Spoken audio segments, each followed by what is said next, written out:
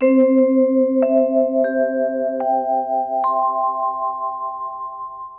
बोले भगवान कहते हैं जे जथा माम प्रपद्यन्ते तांस तथैव भजाम्यहम्। नारद जी कहते हैं कि ये पुरंजन जीव 9 द्वार से युक्त नगर को देख करके नगर में चला गया और अपने मित्र को भूल गया। ये 9 द्वार से युक्त नगर क्या है? बोले ये शरीर है। इसमें 9 दरवाजे हैं, गिन डालो, ये सब दरवाजे ही तो हैं। ये शरीर के 9 छिद्र ही 9 दरवाजे हैं और 9 द्वार से युक्त ये शरीर ही नगर है, पुर है। और इस पुर में जो आत्मा निवास करती है, इसीलिए उस आत्मा को पुरुष कहते हैं। पुर्याम शेते इति पुरुषः। शरीर रूपी नगर में रहने वाली आत्मा को ही पुरुष कहा जाता है। नारद जी कहते हैं कि ये जीवात्मा ही पुरंजन है और 9 द्वारों से युक्त ये नगर ही शरीर है। इस शरीर की सुंदरता को देख करके जीवात्मा इस शरीर में आया और इस नगर में एक स्वामिनी थी। वो कौन है? बोले वही बुद्धि है। उस बुद्धि से आत्मा का संबंध हो गया, बुद्धि से आत्मा की दोस्ती हो गई। अब बुद्धि जो जो कहती आत्मा वही करती। बुद्धि के बताए हुए मार्ग पर आत्मा चलने लगी और उस नगर में रहकर आत्मा अपनी बुद्धि के सहयोग से नगर का नियंत्रण करके नगर का भोग करने लगी। यही पुरंजन का स्वरूप है। और इस नगर की रक्षा करने वाला 5 फणों वाला सर्प कौन है? बोले यही 5 प्राण हैं। प्राण, अपान, व्यान, समान, उदान। ये 5 प्रकार की वायु जो है, इन 5 वायु के द्वारा ही शरीर सुरक्षित है। इसी को पंच प्राण कहते हैं। 5 प्राण अगर शरीर से निकल जाएं तो व्यक्ति निष्प्राण हो जाता है। प्राण का मतलब, बोले प्राण का मतलब वायु। वायु ही शरीर में चेतनता और हलचल पैदा करती है। वायु न हो तो शरीर में कोई काम नहीं होगा। पलक आपकी न खुलेगी न बंद होगी, वायु के कारण खुलती और बंद होती।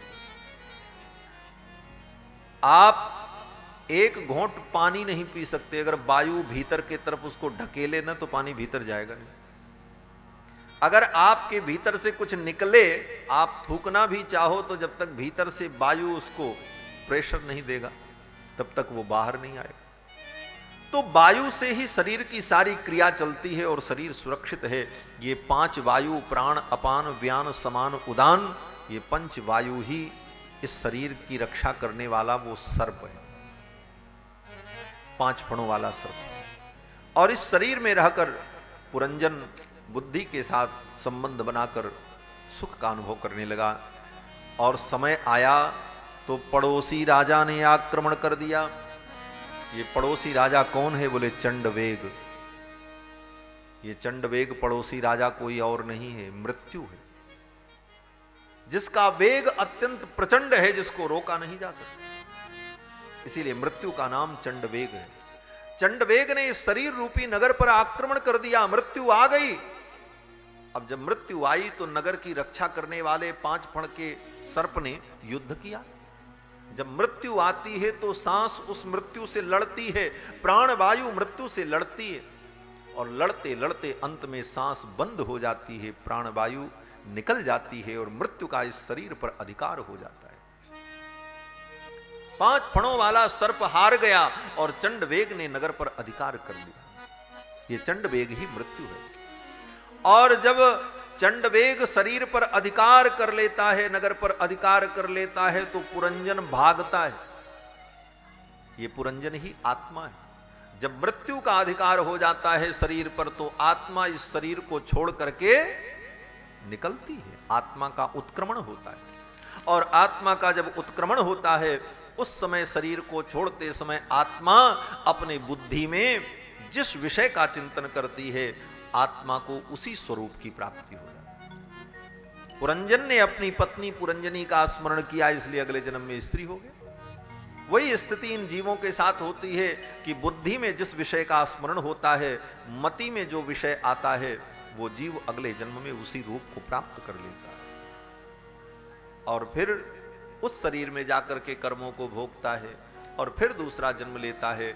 इस प्रकार संसार में ये जीवात्मा कभी स्त्री बनता है, कभी पुरुष बनता है, कभी पशु बनता है, कभी पक्षी बनता है और नाना जोनियों में भ्रमण करते हुए अनादिकाल से पुनरपि जन्मम पुनरपि मरणम पुनरपि जननी जठरे शयनम, बार बार जन्म लेना, बार बार मरना, बार बार मां के गर्भ में आना, इस क्रम में, इस चक्र में जीव चलता रहता है। इसीलिए संसार का नाम है संसार चक्र।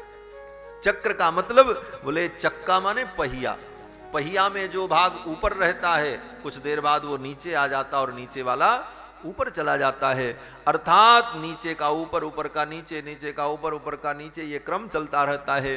उसी प्रकार हम मरते हैं, पैदा होते हैं, फिर गर्भ में जाते हैं, फिर मरते हैं, फिर पैदा होते हैं। इस प्रकार पुनरपि जन्मम पुनरपि मरणम पुनरपि जननी जठरे शयनम का क्रम चलता रहता है। नारद जी के इस ज्ञान विज्ञान को सुन करके पुरंजन को तत्व, प्राचीन बरही राजा को तत्व बोध हो गया। बंधुओं, अगले जन्म में वो पुरंजन मर करके स्त्री बना, फिर पुरुष के साथ ब्याह हुआ, फिर उसका पति मर गया, फिर वो सती होने जा रही। मित्य अविज्ञात ने आकर के बताया और अविज्ञात के बताने पर अपने स्वरूप का अनुभव हुआ और वो स्त्री के शरीर से मुक्त हो गया। कहने का तात्पर्य कि जब हम अपने स्वरूप का अनुभव कर लेंगे कि हम कौन हैं, तो हम बंधन से मुक्त हो जाएंगे। नारद जी ने प्राचीन बरही राजा को तत्व का उपदेश किया और तत्व उपदेश के द्वारा प्राचीन बरही राजा ज्ञान संपन्न होकर के तपस्या करने चले गए और भगवान का भजन करते हुए प्राचीन बरही राजा को परम गति की प्राप्ति हुई। इसके बाद श्री सुखदेव जी महाराज ने राजा परीक्षित को पंचम स्कंद में मनु जी के दूसरे पुत्र प्रियव्रत के वंश का वर्णन करते हैं। मनु के दूसरे पुत्र जो प्रियव्रत हैं, प्रियव्रत बड़े धर्मात्मा। प्रियव्रत जी पहले गृहस्थ जीवन में नहीं जाना चाहते थे, लेकिन बाद में ब्रह्मा जी के कहने पर प्रियव्रत ने गृहस्थ जीवन में प्रवेश किया। प्रियव्रत के पुत्र आग्नेत्र हुए, आग्नेत्र के पुत्र महाराज नाभि हुए और नाभि के पुत्र महाराज ऋषभदेव हुए, जो भगवान के अवतार हैं। श्री विदुर जी महाराज को कथा सुनाते हुए मैत्रेय जी कहते हैं और इधर श्री सुखदेव जी महाराज राजा परीक्षित को यह कथा सुना रहे हैं। सुखदेव जी कहते हैं, हे राजन, महाराज नाभि जो परम धर्मात्मा थे, इन्होंने पुत्र की प्राप्ति के लिए अश्वमेध यज्ञ किया। इनके अश्वमेध यज्ञ में भगवान आए। भगवान ने कहा वरदान मांगो, तो महाराज नाभि ने कहा कि आपके समान मुझे पुत्र की प्राप्ति हो। तो भगवान ने कहा मेरे समान पुत्र की प्राप्ति हो तो मैं ही आपका पुत्र बन करके आऊंगा। और भगवान ही महाराज नाभि की पत्नी मेरू देवी के गर्भ में आए और 10 महीना व्यतीत होने पर महाराज नाभि की पत्नी मेरू देवी ने सुंदर पुत्र को जन्म दिया। भगवान इनके पुत्र बन करके प्रकट हुए और इनका नाम ऋषभदेव पड़ा है। श्री सुखदेव जी कहते हैं कि एक बार इनके प्रभाव को देख करके इंद्र ने इनकी स्पर्धा की। इंद्र ने वर्षा नहीं की, तो ऋषभदेव भगवान ने कहा इंद्र ने वर्षा नहीं की तो मैं अपने संकल्प से वर्षा कर देता हूं। ऋषभदेव भगवान ने अपने संकल्प से वृष्टि को कर दिया और प्रजा को सुखी कर दिया, इसलिए इनका नाम ऋषभ पड़ा है। ऋषभ माने कामनाओं की वर्षा करने वाले। ये भगवान के अवतार हैं और इन्हीं को जैन धर्म के लोगों ने अपना आदि तीर्थंकर माना है। बोलो श्री ऋषभदेव भगवान की। श्री ऋषभदेव भगवान प्रकट हुए और श्री ऋषभदेव भगवान ने परमहंस धर्म का उपदेश किया है। धर्म पूर्वक इन्होंने अपने प्रजा का पालन किया। ऋषभदेव भगवान के 100 पुत्र हुए। 100 पुत्र में 81 पुत्र तो इनके कर्मकांड के विद्वान हो गए, ब्राह्मण बन गए, और 9 पुत्र इनके नव योगेश्वर हो गए। आविर्होत्र, पिप्पलाद, चमस, करभाजन, हरि, अंतरिक्ष, कवि, ये सब ऋषभदेव भगवान के पुत्र योगी बन गए। 81 पुत्र कर्मकांड के विद्वान, 9 पुत्र 9 योगेश्वर हो गए 90, और 9 पुत्र इनके अलग अलग देशों के राजा हुए 99, और जो सबसे बड़े थे उनका नाम था भरत। वो भरत जी महाराज इस देश के राजा हुए जिनके नाम पर इस देश का नाम भारतवर्ष था। आज जो भारतवर्ष है वो तो एक सीमित दायरे में है, लेकिन भारतवर्ष बहुत विस्तृत है। इसीलिए यहाँ भी आज भी इन प्रांतों में भी जब संकल्प करते हैं पूजन में तो यही बोलते हैं भारतवर्षे भरतखंडे, क्योंकि ये भारतवर्ष बड़ा विशाल है। भरत जी का साम्राज्य, भरत जी के कारण इस पूरे क्षेत्र का नाम भारतवर्ष पड़ा। तो ऋषभदेव भगवान के ज्येष्ठ पुत्र भरत जी महाराज राजा हुए। ऋषभदेव भगवान ने अपनी सभी पुत्रों को, अपनी सारी प्रजा को बड़ा सुंदर धर्म का उपदेश किया है। एक दिन ऋषभदेव भगवान ने अपने पुत्रों को और अपनी प्रजा को बुलाया और उपदेश देते हुए कहा, पुत्रों, नायम देहो देह भाजाम नृलोके कष्टान कामान अर्हते बिड्भुजाम ये तपो दिव्यम पुत्रकायेन सत्वं शुद्धे दस्मात् ब्रह्म सौख्यम त्वनंतम। अरे पुत्रों, नायम देहो देह भाजाम नृलोके, ये तुमको जो शरीर मिला है, ये मानव शरीर, ये विषयों का भोग करने के लिए नहीं मिला है। बोले तब? बोले इस शरीर को प्राप्त करके तपो दिव्यम, दिव्य तप करो, और उस तप के द्वारा परमात्मा को प्राप्त करके ब्रह्म सुख का अनुभव कर लो, इसलिए ये शरीर मिला है, ऋषभदेव भगवान कहते हैं। और भगवान को प्राप्त करने के लिए, माया के बंधन से मुक्त होने के लिए उपाय क्या है? तो ऋषभदेव भगवान कहते हैं कि महत्सेवाम द्वार माहुर्विमुक्ति ही, महापुरुषों की सेवा करना ही मुक्ति का द्वार है। महापुरुषों के चरणों का आश्रय लेकर उनकी सेवा में लग जाओ तो मुक्ति तुम्हारे करतल में आ जाएगी, मुक्ति तुम्हारे हाथ में आ जाएगी। महापुरुषों के चरणों में रहकर उनकी सेवा करते हुए अपने जीवन को धन्य बना लेना ही भक्ति का मार्ग है।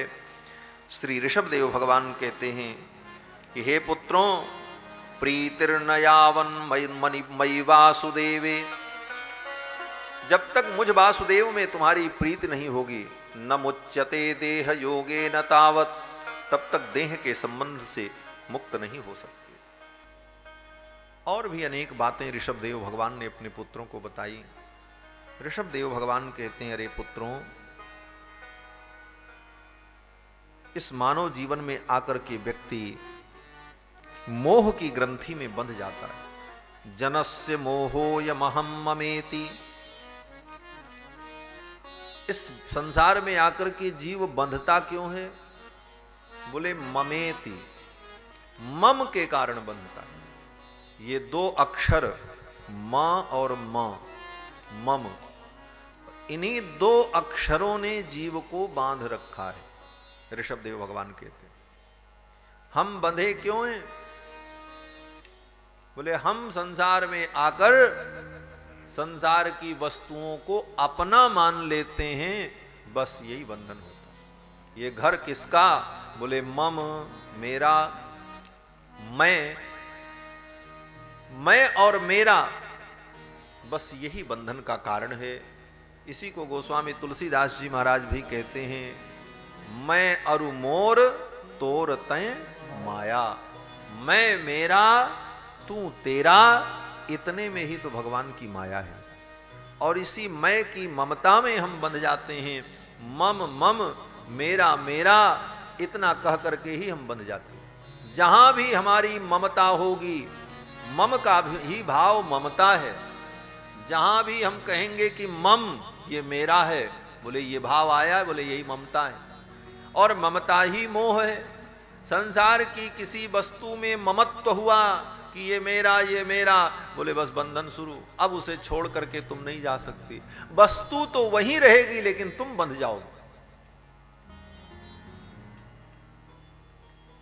और व्यक्ति इसी ममता में बंधता है। द्वे पदे बंध मोक्षाय न ममेति ममेति च। बंधन और मुक्ति के लिए केवल दो ही शब्द हैं। बंधन के लिए कौन सा शब्द है? बोले मम।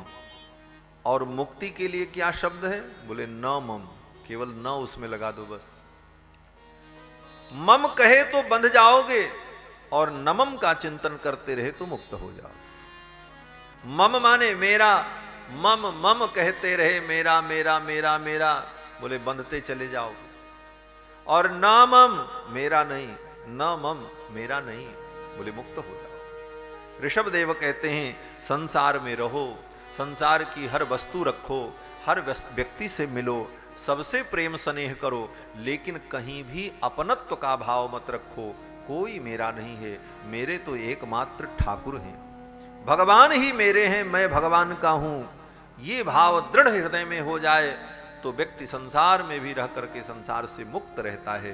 यही साधना है, यही योग है, यही भक्ति है, यही चिंतन है, यही दर्शन है, यही सिद्धांत है, जो भी आप कह लो। ऋषभ देव भगवान ने अपने पुत्रों को ऐसा दिव्य उपदेश दिया। और फिर ऋषभ देव भगवान उपदेश देने के बाद जंगल में तप करने के लिए चले गए। अपने ज्येष्ठ पुत्र भरत को राज्य दे दिया। और जंगल में रहते हुए ऋषभ देव भगवान ने परमहंस वृत्ति का अनुसंधान किया। न कुछ अपने पास रखते, जो मिल जाए खा लेते, कहीं भी सो जाते, न कहीं घर बनाया, न कहीं कुटी बनाई, न कहीं आश्रम बनाया। जहां जाते कहीं भी छाया मिलती बैठ जाते, गुफा मिलती सो जाते, प्यास लगती पानी पी लेते, खाने को जो मिले सो खा लेते। न आदर में कोई भाव, न निरादर से कोई दुख, सबसे परे हो गए। यही संत का स्वभाव होना चाहिए। सन्मान निरादर आदर ही, सब संत सुखी विचरंत मही। गोस्वामी तुलसीदास जी कहते हैं कि सन्मान निरादर आदर ही, सम्मान में और निरादर में समबुद्धि हो जाए, तब बोले सब संत सुखी विचरंत मही। इस तरह विचरण करने वाला संत ही सुख का अनुभव करता है। इसीलिए कहा है कि संत होना बड़ा कठिन है। संत बनना तो सरल है, होना कठिन है। बोले बनने और होने में अंतर क्या है? बोले बनने में तो 5 मिनट लगता है। लाल पीले कपड़े पहन लो, खूब बढ़िया तिलक लगा लो, मोटी मोटी हमारे जैसी माला पहन लो, जैसे हम लोग बने हुए घूम रहे हैं। हुए तो नहीं, लेकिन बने हैं, बस यही समझना। होना बड़ा कठिन है। संत बनना तो सरल है, होना बहुत कठिन है। होने में जीवन लग जाता है। लेकिन यह बात जरूर है कि बार बार आप बनने का अभिनय करते रहोगे तो एक दिन हो जाओगे। जो व्यक्ति जैसा बनना चाहता है, बनने का नाटक करता है, तो धीरे धीरे वैसा बन ही जाता है। इसलिए प्रयास का महत्व है, लेकिन संत होना बड़ा कठिन। गोस्वामी तुलसीदास जी महाराज 125 वर्ष तक इस धरामंडल पर रहे और अपने जीवन के अंतिम चरण में उन्होंने विनय पत्रिका नाम के ग्रंथ की रचना की, जिसमें उन्होंने भगवान से विनय किया है, भगवान से स्तुति की है। और विनय पत्रिका में गोस्वामी तुलसीदास जी भगवान से प्रार्थना करते हैं कि कबहू कि हूं यह रहनि रहूंगो, श्री रघुनाथ कृपाल कृपाते साधु स्वभाव गहूंगो। गोस्वामी जी कहते हैं कि कभी मेरे जीवन में वो दिन आएगा कि मेरा स्वभाव साधुओं जैसा हो जाएगा, संत जैसा हो जाएगा। अर्थात संत स्वभाव का नाम है, संत स्वरूप का नाम नहीं। वो स्वामी जी कहते हैं कि कभी मेरे जीवन में वो आएगा कि मेरा स्वभाव संतों जैसा होगा, और अपने जीवन के अंतिम दौर में अनुभव कर रहे हैं गोस्वामी। कहने का भाव कि साधु बनना, साधु स्वभाव हो जाना बड़ा कठिन है। कितना कठिन है। हमारे पूज्य श्री स्वामी जी महाराज कहा करते थे कि साधु होना कठिन है। कितना कठिन है? बोले चढ़ना पेड़ खजूर, जैसे खजूर का पेड़ हो तो उस पर चढ़ना कितना कठिन होता, सीधा पेड़ होता है, चढ़ने में बड़ी कठिनाई। साधु होना कठिन है, चढ़ना पेड़ खजूर, और चढ़े तो चाखे प्रेम रस, और गिरे तो चकना चूर।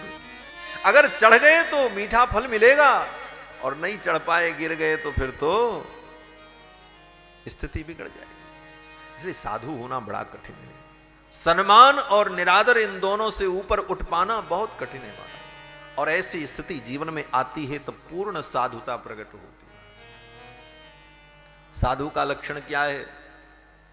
श्री गोस्वामी जी महाराज कहते हैं कि सील गहन सबकी सहनी, सील गहनी सबकी सहनी, कहनी ही मुख राम, तुलसी रहिए या रहनी, साधु जनन को काम।